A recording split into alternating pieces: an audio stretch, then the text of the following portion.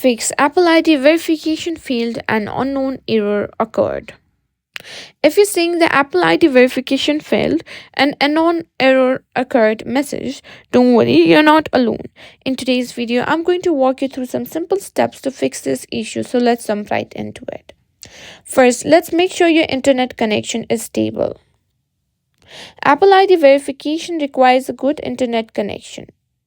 So just swipe down from the right corner of the screen and it will open up your cellular and check your Wi-Fi connection if you're connected to Wi-Fi. Try switching to mobile data or vice versa to see if the issue is with your network.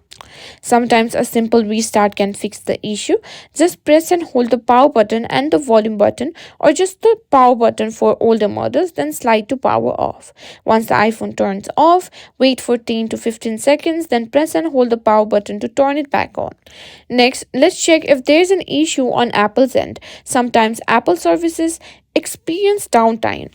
Simply to do that, open Safari and search for Apple support system status and just search for it. Make sure that all the Apple services, especially Apple ID, are showing a green dot. As you can see here, all services are not operating normally. But if there's a red dot, it means there's an issue with Apple service and you might just need to wait it out.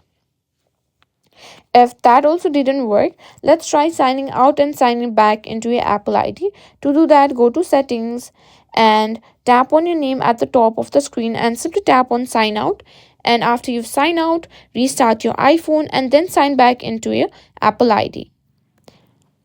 Next step, what we can do is make sure your iPhone is running the latest version of iOS. Go to General and tap on Software Update. If there's an update available, simply tap and download and install it. And that's it. Those are the steps you can take to fix the Apple ID verification failed issue.